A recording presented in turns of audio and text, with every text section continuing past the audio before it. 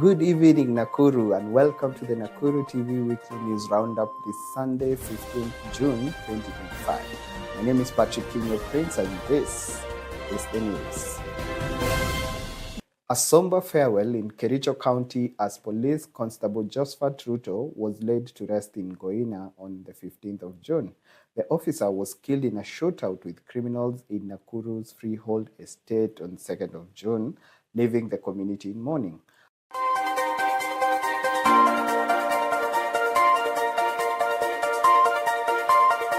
Audio Jungle.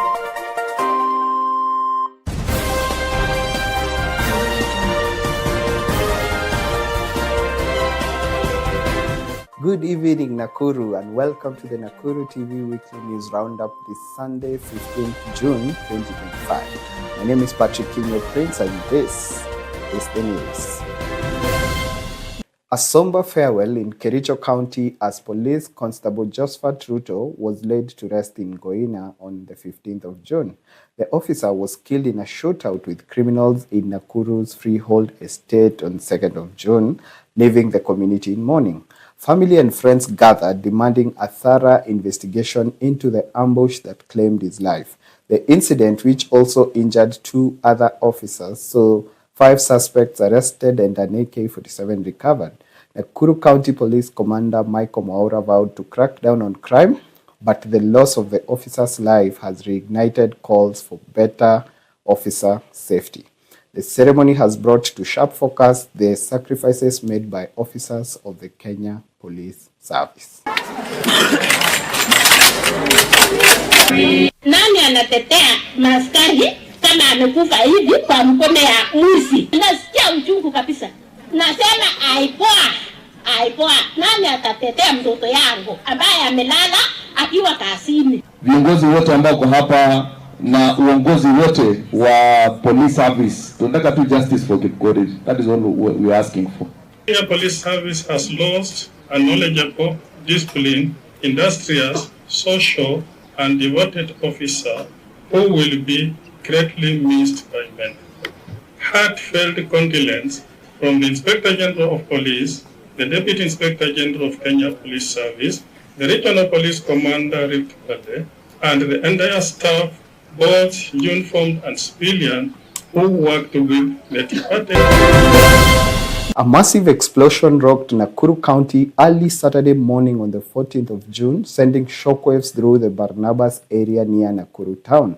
4 fuel tankers and 2 trucks were engulfed in a fiery inferno with thick black smoke billowing into the sky. The blaze, suspected to be sparked by fuel siphoning, raised fears of spreading to nearby homes and businesses.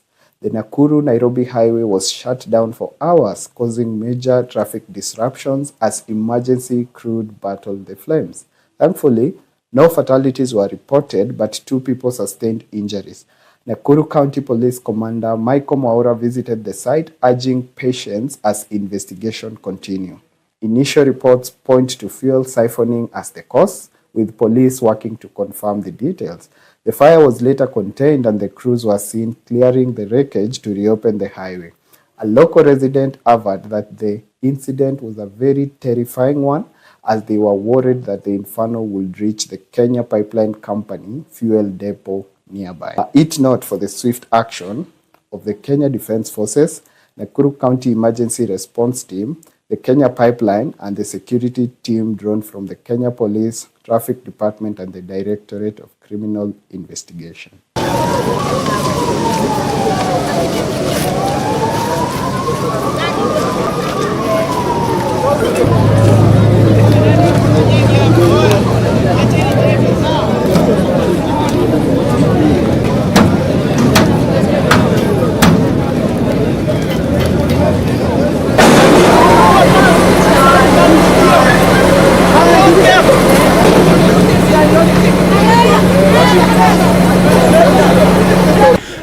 Kenye mimi naweza sema ni kwamba Wakenya wajifundishe sana, sababu Barnabas kumetoka moto na venye kumetoka moto watu wamekimbia sana mahali pale. Ni vizuri kukimbia, ndio hatukatai, sababu msaada wako inaweza takikana, lakini kabla hujafika pahali moto inaungua ama mahali panachomeka, maana kuna watu wenye wanajua zaidi kuzima moto, ni vizuri wa Kenya tujitahidi na tujiangalie sana, sababu nini nimeona moto imezimwa na watu wazima moto wamefanya kazi mzuri na tumefurahia. Lakini baada ya hivyo, kama moto haijaisha pale chini, kabisa, moto ilikuwa imezima, ndio ile ya kuwaka sana. Lakini Wakenya wanao ile tamaa, wameenda kuchukua chuma za wenyewe, na ni kitu mbaya.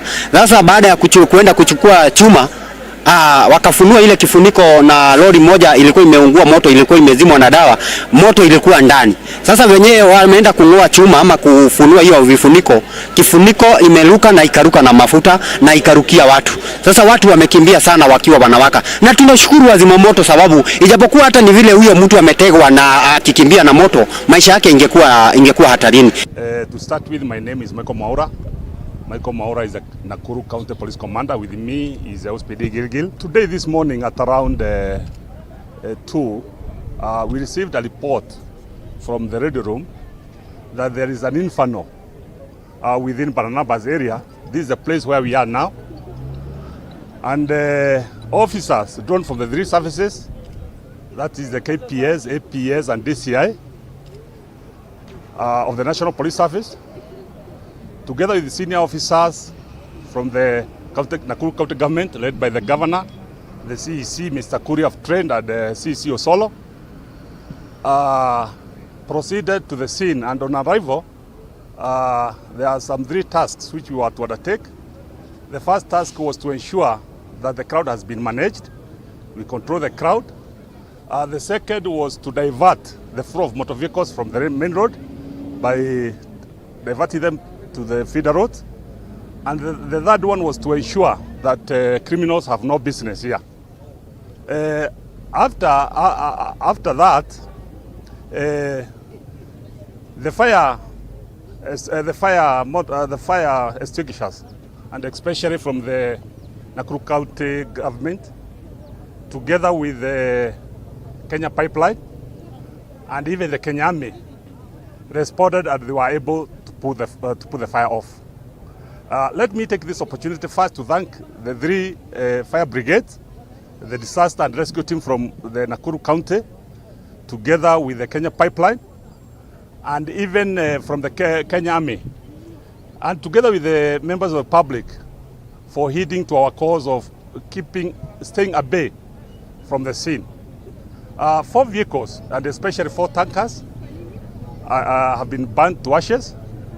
1 FH Mitsubishi and 1 lorry. We had no fatalities other than 2 casualties, which were sighted landing while at a place of fire. Nakuru County is facing a fire's backlash over plans to convert Afraha Annex grounds into a site for President William Ruto's affordable housing project. On Saturday, 14th of June, a now deleted county Facebook post sparked outrage, prompting residents' #SaveAfraha campaign online. The historic site, vital for community, sports, and rehearsal, saw protests after officials conducted a feasibility study. Residents have vowed to fight the project, saying that Afraha is Nakuru's heritage. Governor Susan Kihika's administration defended the housing initiative, but faces criticism for poor public engagement. Some residents are threatening legal action unless the county seeks alternative sites. The controversy adds to the local tensions following recent unrests in Nakuru over police action. We hope that dialogue and common sense will prevail over the matter. Haitaki maneno na michezo kwa kwetu kabisa. Sports Act ya Nakuru County haijawahi kuwa enacted mpaka saa hii. Saa hii bado tunaendelea, ndio hii uwanja mmeenda. Kumaanisha you have no interest of us at all kabisa. If you had interest for us, mbona basi msipitishe hata Sports Act tuione ikiwaka? Mbona mrudi tena mchukue uwanja? Mara ya 3 mmeacha Afraha imelala. Tumelazimisha mpaka Afraha imefunguliwa. Mnarudi mnaona hiyo haitoshi, mchukue annex. We won't tolerate and we won't accept. Kama kuna ile mnajua mnataka uwanja ya kujenga social housing, we have fields. It's only that you don't want to go and extend out of your offices mupate hizo spaces zenye ziko, but with Afraha we will not allow. Comrades power! Power! Comrades viva! Viva! We will not allow Afraha to go. Sure. Engineer Ngatia, kiongozi hapa Nakuru County, kiongozi wa vijana, mtetezi wa haki za vijana, mtetezi wa haki za kibinadamu hapa Nakuru County, dhidi ya uongozi mbovu na decisions ambazo tunaona viongozi wetu wanazidi kufanya kila uchao. Leo tumesimama hapa ikiwa ni mara ya pili kurudi hapa katika hiki kiwanja, tukiteta na tukililia County Governor Susan Kihika. Juzi tumetoa statement na tumetoa pressa tukakujuza kwamba tuna habari kwamba unapanga kuchukua hiki kiwanja ili ukifanye real estate au affordable housing. Lakini tunajua ile ni njama tu ya kutupangia sisi. Tudhani unatutengezea kiwanja ama unatengezea manyumba ya kuishi, ili hali tunajua ni vijana wetu unamaliza, ni vijana wetu unanyima nafasi zao za kucheza, ni vijana wetu unajaribu criminalize, una harden vijana wetu ili wawe criminals. Tumeona kwamba in the recent past crime in the town or the city of Nakuru has really gone up. Na unajiuliza mbona? Unafikiria ni polisi hujaleta wa kutosha, unafikiria ni police station hakuna za kutosha, ili hali ukweli ni kwamba hiki kiwanja tangu uingie ofisi yako ya governor haujafungua. Kwa hivyo inamaanisha vijana wetu are so idle. Through the years wamekuwa idle na wengi wao wanaingilia crime. Tumeona juzi mapolisi wamekuja na fujo na wameua vijana kadhaa. Hawa vijana wamekufa kwa sababu wako katika crime, ni kweli, lakini sababu gani imechangia waende kwenye crime? Leo tumekuja na tumepeana a petition in writing, in particular to you, the governor of Nakuru County. Yes. This petition is not to abuse your office. This petition is to highlight our plight, our objectives, and what we object and what we wish for you to address. The first one being, we do not want real estate or affordable houses built on the land of Afraha Stadium. Yes. Anything else that you do, ujue kwamba unadanganya wananchi kwamba wamekupa kibali, lakini hawajakupa kibali chochote. Hatutakubali na tumekataa. Sina mengi ya kusema leo, wewe tafakari. Utakaposikizwa na wenzako wa kudanganya kwamba uje ujenge manyumba hapa, wewe utasikia sauti ya watu wa Nakuru, akina mama, vijana, Gen Z, na hasa wanaspoti wa Nakuru County. Wewe jua kwamba tuko hapa tunakuangalia. Asante. The man who gained notoriety for confronting police with a machete during the protest now faces serious charges. Hassan Mtimkavu, also known as Paul Ositi, is accused of incitement, robbery, burglary, and unlawful presence in Kenya. The Ugandan national was arrested after a viral video showed him brandishing a panga at officers in London Estate. He's currently under guard at the Nakuru County Teaching and Referral Hospital, where he's receiving treatment for injuries sustained during his arrest. Police claim he feigned illness to avoid custody. Kenyans online are divided, with some criticizing Mtimkavu's recklessness.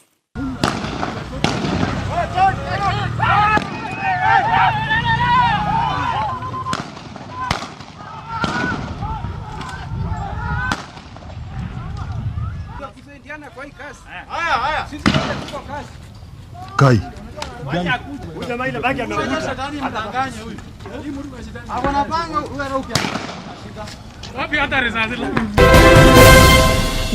County Assembly of Nakuru has a new deputy speaker after a dramatic shakeup on Friday, 13th June. Nakuru East Ward MCA Anthony Kamau Kanyere, popularly known as Geru, was elected, replacing Molo MCA Ngware Nganga, who was impeached. The move by a faction of MCAs led by MCA Honorable Alex Langat followed heated tensions, with chaos erupting in the assembly before the vote. Kanyere, recently honored for his Father's Day community work, is now championing the Nakuru County Access to Information Bill, currently under public review. The impeachment has sparked debate, with some praising the leadership shift as a step toward better governance. Kanyere is expected to prioritize accountability and development in Nakuru, Authorities says this change reflects the county's push for improved leadership. Preparations are in high gear for the Nakuru National ASK show set for 2nd to 6th July 2025. The Agricultural Society of Kenya's Central Rift event is expected to draw over 150 exhibitors, with anticipated number of visitors to the show being put at slightly over 100,000. The event, whose running theme has been promoting climate-smart agriculture and trade initiatives for sustainable economic growth, will be showcasing innovation in agriculture and beyond. Organizers are finalizing logistics at the Nakuru showground, promising a vibrant display of farming technology, livestock and trade.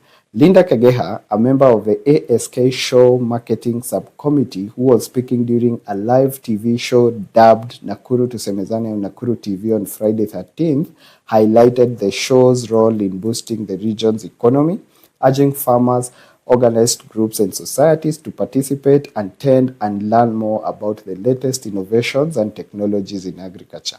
The event, a key fixture for Nakuru County, aims to foster collaboration and growth in agriculture, a vital sector for Kenya. Authorities are ensuring enhanced security and smooth transport for attendees. Nakuru residents are buzzing with excitement as the show countdown begins. You wear another hat, and I'd want you to tell us about the upcoming Nakuru National Show. Okay. Thank you for that. We have the show coming up, and I'm in the marketing team, and I'm privileged. Yes. As I started off earlier on, I said when you get an opportunity, when I get an opportunity, I seize it. So in the show, the show will be coming up early July, and on payments, the adults are pay 300, the children pay membership. They pay for the membership fees at the gate is 250. These are for small kids? For small kids accompanying the adults. Okay. But we have special parties like school children coming in uniform. Yeah. They pay 200. 200. Yes. Okay. And children less than 1 year, they don't pay. Nakuru County is mourning the loss of beloved TikToker Millie Wadok, who passed away on Monday, 2nd June at Nakuru Teaching and Referral Hospital. Doctors revealed her death stemmed from pregnancy complications leading to severe bleeding and disseminated intravascular coagulation, causing blood clots throughout her body. The mother of two, real name Milka Nyaituga, had been admitted earlier for similar issues but left against medical advice. Her son Brian shared the autopsy results confirming the cause. Her TikTok fans were devastated, terming her loss as heartbreaking. Millie's family raised 300,000 shillings for her burial on Friday 13th June, clearing her rent, arrears and hospital bills. The tragedy has sparked calls for an investigation, with MP Esther Passaris urging the DCI to probe allegations against her ex-partner, the doctor. Hi, my TikTok. I think nimefika mwisho. Nimefika mwisho, si wadanganyi. Tafadhali kama una date mtu mwenye ako kwa side yako. No matter what, mtu ako kwa side yako.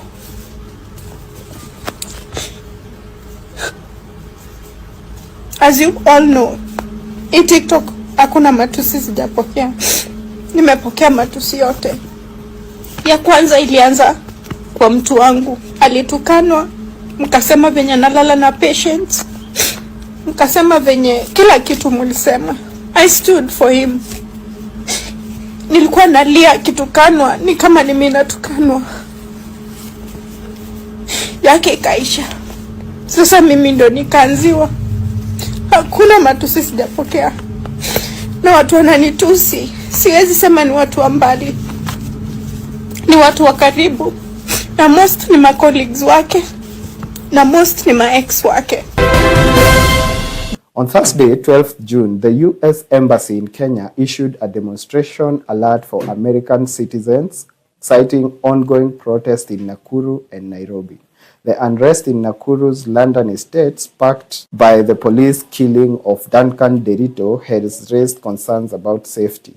The embassy advised U.S. citizens to avoid protest areas and monitor local media. Nakuru County Police Commander Michael Mwaura assured the public that security measures are in place. The protest, marked by road blockades and clashes, have disrupted normal life. The unrest coincided with demonstration in Nairobi over the death of blogger and teacher Albert Ojwang in police custody. Protesters in both cities demanded an end to police brutality. The parallel protests highlight growing public frustrations with law enforcement. Local leaders are calling for dialogue to ease tensions. The alert comes amid heightened scrutiny of police conduct in Kenya. A Nakuru blogger is recovering after a harrowing attack. On Wednesday, 11th June, Abdullahi Eden was stabbed in the chest while riding a boda boda in Nakuru, with the rider sustaining a leg injury. Abdullahi, speaking from his hospital bed, said he was heading to a matatu stage when the assault occurred. Suspecting it was linked to his online activism, Adan said the ordeal was terrifying, but he was happy to be alive. Police are investigating the incident with no arrest reported yet. The attack on Adan has yet again raised concerns about rising violence in Nakuru following recent protests and security issues. Authorities are urging the public to provide information to aid the investigation. Mohammed's story has sparked online support, with many calling for speedy apprehension of the perpetrators and ensuring justice to Adan. President William Ruto hosted Nakuru County leaders at State House last Wednesday, 11th June, to discuss development and collaboration. Led by Governor Susan Kihika, Miti Cabinet Secretary Lee Kinyanjui, alongside Senator Tabitha Karanja, 9 out of 11 members of parliament from Nakuru County, former Land CS Zach Njero, former Bahati MP Kemani Gojiri, among others, civic leaders, business, religious, and opinion leaders drawn from the 55 wards in Nakuru County, and grassroots representatives. The delegation, led by County Governor Susan Kihika, focused on service delivery and key projects. Governor Kihika lobbied for the completion of Afraha Stadium, Trauma Center at the Nakuru Level 5 Hospital, Itare Dam, an industrial park, the Rironi Mau Summit Dual Carriageway, Lanet Airstrip, and pipeline affordable housing, all targeted for completion before the 2027 election. President Ruto praised Keheka's relentless push for Nakuru's development, emphasizing stronger ties between national and county governments. The meeting signals a renewed commitment to infrastructure and economic growth in Nakuru County, with the president promising a development tour of Nakuru County late July or early August. The president used the occasion to speak on the recent spree of insecurity in Nakuru, asking the National Police Service to diligently protect Kenyans from criminals. The president emphasized the police constitutional duty, stating that the National Police Service must boldly protect Kenyans and their property from criminals, whether in civilian or in uniform. Ruto also urged the Independent Police Oversight Authority to swiftly address rogue officers, stressing accountability. Nakuru County has recently been rocked by protest over police actions, and the president's remark come amid heightened scrutiny of law enforcement nationwide. Mambo ya usalama ya Kenya ni haki ya wananchi. Usalama ya mali yao, maisha yao, biashara zao ni majukumu yetu kama serikali. Na National Police Service, despite the fact that it is an independent entity, is working with us to make sure that we create the necessary synergy between the provincial, the national government administration officers and our security teams, ndio tuhakikishe ya kwamba kuna usalama. We cannot accept kwamba kuna uhalifu inaendelea na saa zingine hata officers wetu wengine wanahusika. And that is why we say, tunasema, whether criminals are in civilian or they are in uniform, we must deal with them firmly and decisively. And the law must apply to each and every person so that we can protect the lives and property of every citizen. Tunaelewana? We must make sure. And the National Police Service, an independent institution, must discharge its responsibility independently, fairly, decisively, and also with results. Na vile vile, the Independent Police Oversight Authority must make sure that officers in uniform who engage in criminal activity instead of protecting citizens must be brought to book, held to account decisively, efficiently, so that we can restore the confidence of citizens in our security apparatus. From where I sit, I don't take it for granted that there is unity, stability, and peace in Nakuru County.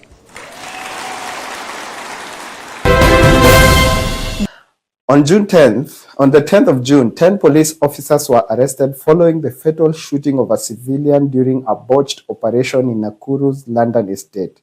The incident, which occurred during a raid on suspected drug peddlers, sparked violent protest.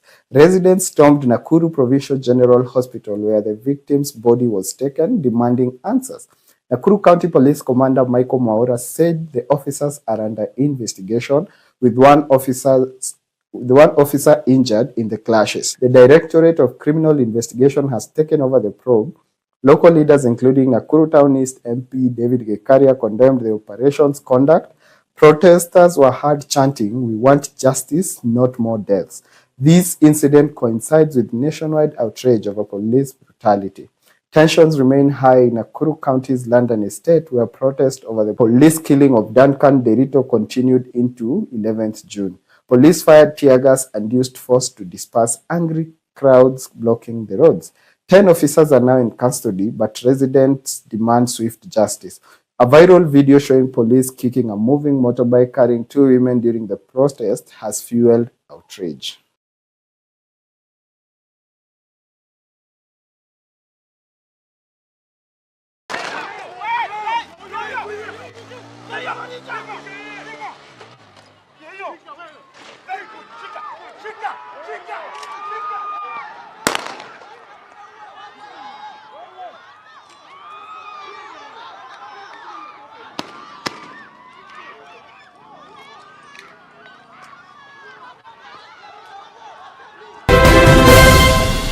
In Nakuru County, anger and grief gripped London estate on Monday, 9th June, after police shot and killed 35-year-old garbage collector Duncan Derito.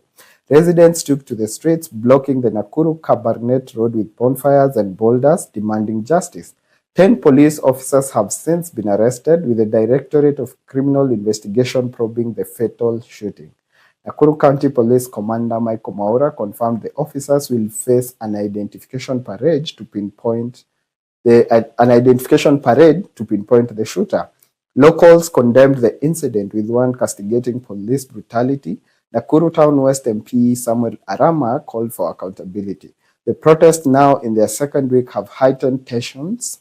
Authorities are urging calm as investigations continue.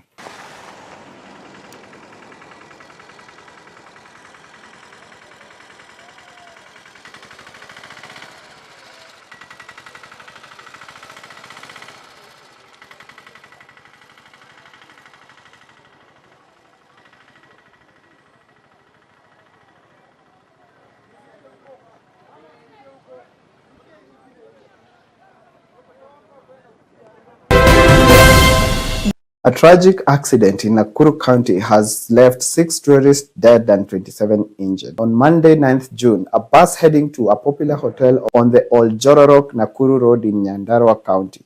The victims included 5 Indian nationals from Qatar, as confirmed by the Indian High Commission in Nairobi. Emergency services rushed to the scene, but the loss of life has shocked the community. Police are investigating the cause with preliminary reports suggesting possible speeding or mechanical failure. A survivor recounted the incident, saying that everything happened so fast, there was no time to react. Nakuru County officials have promised support for the victim's family. The incident has raised concern about road safety on this busy route. Authorities are urging drivers to exercise caution. The Indian High Commission in Nairobi, while coordinating support for affected families, has expressed deep sorrow, offering condolences to the victims' families. Emergency responders worked tirelessly, but the tragedy left a mark on the community. Police are probing the accident, with road conditions and driver error under scrutiny. On Friday, 6 June, members of the Nakuru County Tourism Association traveled to Tanzania for the 3-day annual Kili Fair Tourism Expo 2025 held in Arusha. The event is the leading international outdoor tourism and industry fair in Tanzania, promoting and presenting companies based in the Kilimanjaro region, Tanzania, Kenya, Uganda, and East Africa as a destination. NCTA is the leading tourism association in Nakuru County, representing the interests of over 100 of the most experienced hoteliers, tourism stakeholders, and tour operators in Nakuru County. The association's chair, Mr. David Mwangi, hailed the trip, saying that attending the expo provided members the opportunities to network with tourism players in the region while learning of the emerging trends in the industry and to benchmark international best practices in tourism, while also appreciating the rich cultures represented at the fair from all over the world. The delegation also secured a farm trip to the world-renowned Hanspol Automech Limited, who specialize in tour vans and safari vehicle conversions and the manufacturing of 4x4 accessories. The company has emerged as a prominent player in the tourism automotive industry. Kwa majina ni David Mwangi, mwenyekiti wa washikadau wa utalii katika jimbo la Nakuru. Kutoka Nakuru hadi Arusha ili tuweze kushiriki katika maadhimisho ya Kili Fair ambao inafanyika kila mwaka hapa Arusha. Ni maadhimisho makuu sana kwa washikadau wa utalii. Tunashukuru kwa ajili ya mwaliko wa Watanzania ambao wametushika vyema, wametukua na mapokezi mema sana. Safari hii haikuwa tu ya utalii wa kawaida, manake wale ambao tumetembea nao hapa wameweza pia kuwa na kupanua mawazo yao. So tumeweza kupata mambo mapya, tumeweza kuhusikana sana na tabia ama na culture ya watu wa Tanzania.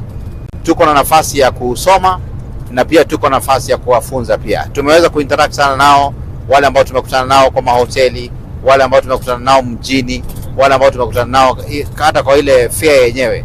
Tumeweza kunoana tu. Sisi ni kama visu ambavyo vinanoana. Ndio maana tunashukuru sana kwa ajili ya Watanzania ambao wameweza kutupokelea kwa hizo siku ambazo tumekuwa hapa, na sasa tuko safarini tukirudi makwetu katika kaunti ya Nakuru. Tunafurahi kwa ajili ya utalii, manake Nakuru ni nyota katika utalii, huwa inang'aa sana duniani katika utalii. Tuko na vivutio mingi sana ama vingi sana, na ndio maana tumekuja hapa, manake pia Watanzania wako na vivutio. So ni vizuri kuwa na ile inaitwa convergence of mind ya wale ambao wanafanya kitu sawa. Sisi tunafanya kitu sawa ambao ni utalii, na ndio maana tuko hapa ili tuweze kusoma na pia tuweze kuwafunza jambo moja ama lile lingine.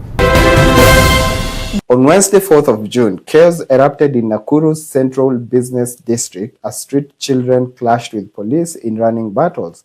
Armed with crude weapons, the youth disrupted transport at Mashambani stage, bringing businesses to a standstill. The confrontation began when police attempted to disperse the group known for causing disturbances in the area. Eyewitnesses described scenes of panic as shops closed and commuters scrambled for safety. One trader scrambling for safety said that these weekly confrontations were now becoming a nightmare for their businesses. Nakuru County officials have faced criticisms for failing to address the issue of street families, with a 2019 incident of rounding up and the dumping of street children in Chemusus Forest still fresh in memory. police restored calm, but tensions remain high. Local leaders are now calling for a long-term solution, including rehabilitation programs. In a major breakthrough in the fight against crime, on Monday, 2nd June, the Directorate of Criminal Investigations rounded up 5 members of a notorious gang terrorizing Nakuru residents. The operation also led to the recovery of an AK-47 rifle, believed to be the weapon used in a series of violent crimes, including the killing of a police officer in Freehold Estate, Nakuru, the previous day. The DCI acted on intelligence, cornering suspects in a swift raid. Nakuru County Police Commander Michael Maura praised the detectives, stating that apprehending of the suspected gangsters would send a clear message to criminals. Nakuru residents, long plagued by the gang's activities, expressed relief, saying that they can finally sleep better, knowing that some of the criminal elements were behind bars. Authorities are now investigating possible links to other crimes in the region. The DCI has urged the public to provide information to help curb the crime. On Sunday, 1st June 2025, a police officer stationed at Bondeni Police Station was killed in a violent gang ambush in Freehold Estate in Nakuru town. 2 other officers were injured, with one attacked with a machete while fleeing. The officers had responded to a distress call when they were overwhelmed by an armed gang. Authority says the attackers used an AK-47 rifle, which has since been recovered. The Directorate of Criminal Investigations rounded up 5 suspects believed to be behind this deadly crime spree.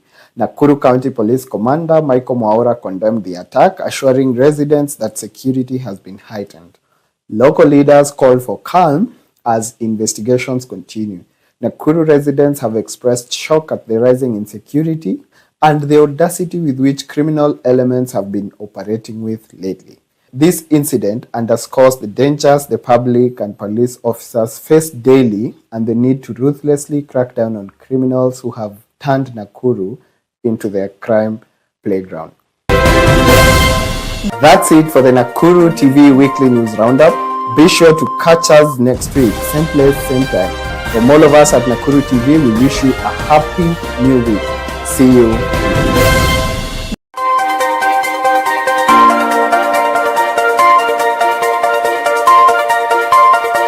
Audio Jungle.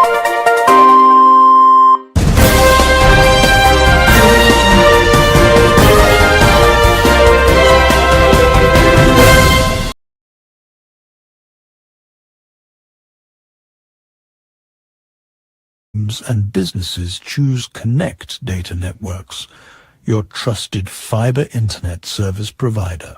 Super-fast speeds, reliable connections, flawless video, streaming and downloads anytime, anywhere. Need help? We've got your back. 24 hours a day, 7 days a week. Connect Data Networks, Nakuru's #1 choice for fast, reliable internet. Call us today on 073090